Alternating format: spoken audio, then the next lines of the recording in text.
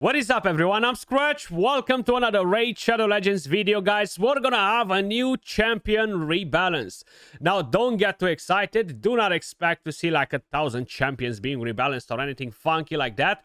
But at least we are going to get a couple of them. A legendary and a mythical champion. And both of them, I do think they were in need of a buff.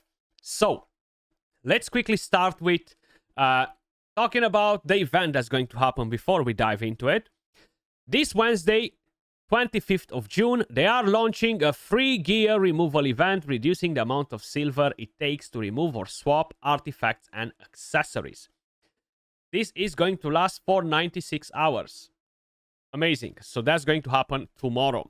Best event to start rebuilding characters, start pushing on a Curse City, on whatever else you might need to push. Faction Wars, stuff like that. I have been slacking on Faction Wars. I think I've missed in total 3 days of Faction Wars, guys. I've never done that ever before in my entire raid career, but I've been too busy and I had like these freaking annoying stages. Do not weak hit. And I'm like, yeah, thank you, but no thank you. I'll see you next time. So I am a bit behind. Quite a bit behind, actually, but that's fine. I have plenty of time to get it done, get my mythical champion from there, so there's no rush. But this is the best time to start working on these things. Plan ahead, change builds on some of your champions, rebuild them in terms of like give them new gear maybe, and upgrade the gear. Then play around with your presets, etc. Either way, let's talk about the champion rebalance.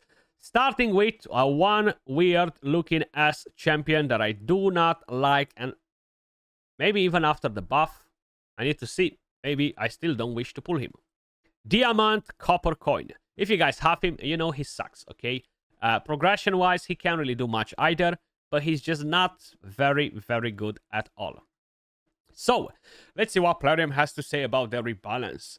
While Diamant Coppercoin is inherently somewhat selfish and greedy, our goal was to boost this champion's team value.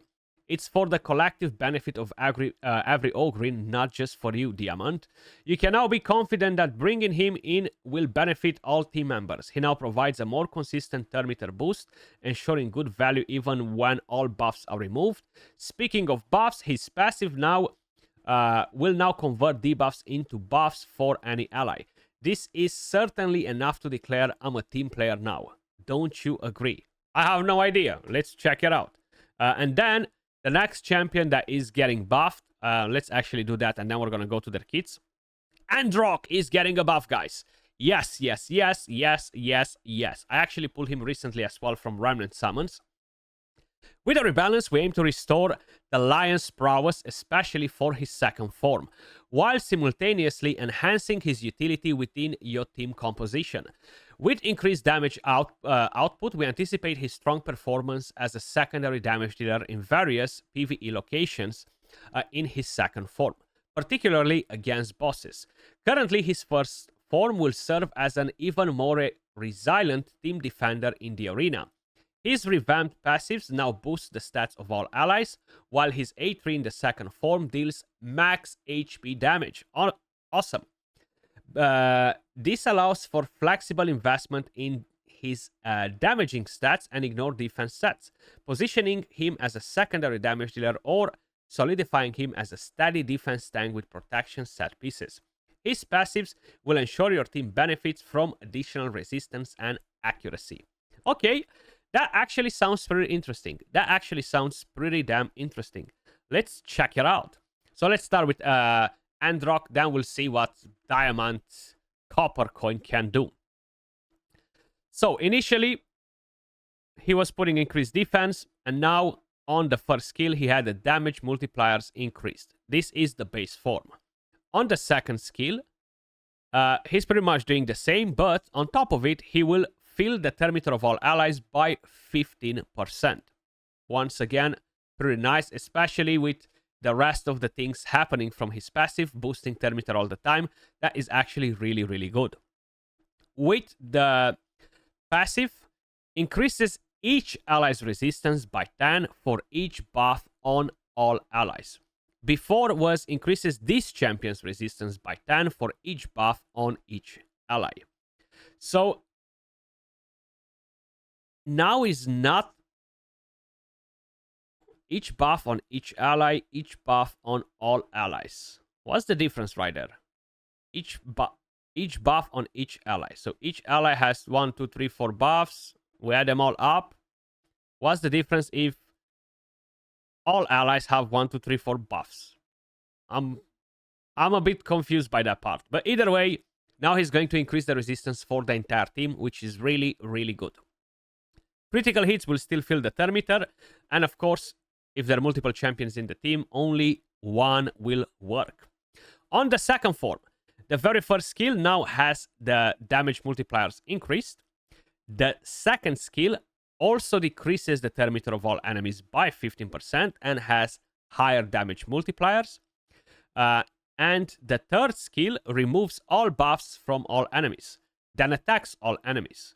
If the target is a boss, the damage inflicted is equal to 10% of their max HP. Really nice touch. So for whoever was running a Chimera team with him, you're going to do more damage. For whoever was running him in the Hydra, you're going to do more damage. He's going to be more useful in boss fights in general, in all of the content. And that's really, really good. You have the block buffs on that skill too. This is a very nice buff on him. A very nice buff. You're getting more thermometer, you're getting more damage, you're getting more resistance on all of your team. Enemy max HP skill. Very good. And then you have the passive. Will increase all allies' accuracy by 10 for each buff on all enemies. Really good as well. Then, of course, they increase his base speed from 110 to 115. Personally, I think that Androck is going to be amazing. He was not completely trash before, but now with these changes, he's a very versatile character, especially for PvE.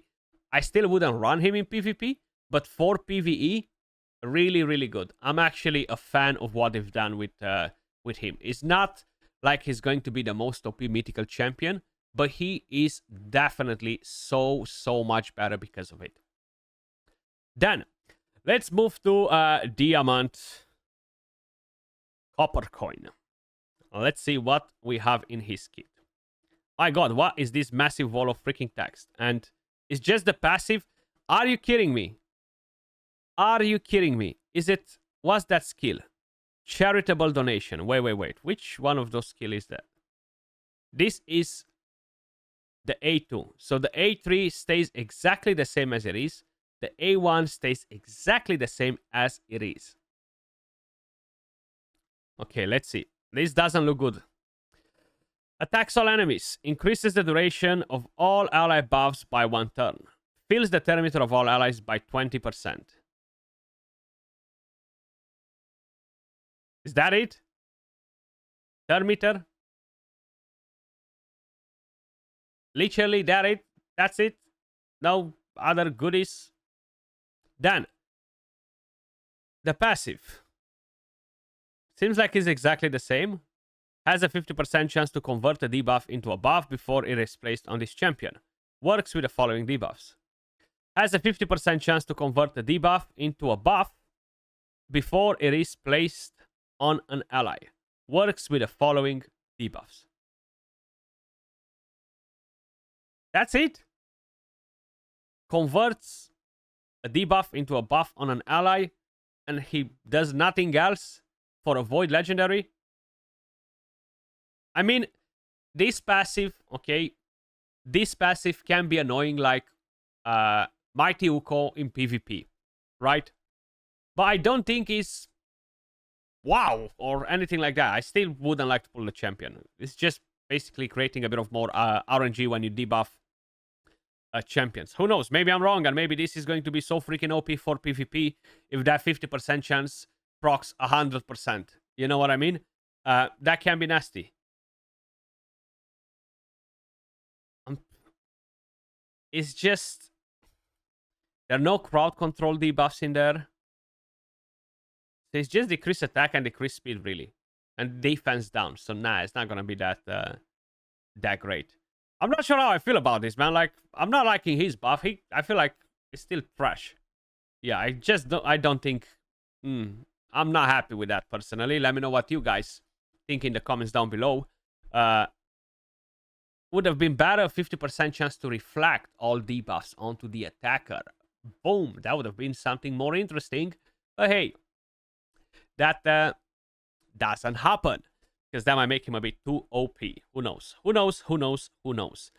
That's it pretty much, guys. Champion buffs. Yeah, Androck, as I've mentioned, I think he is going to be very, very amazing.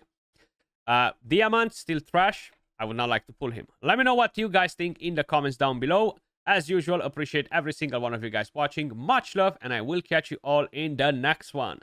Peace.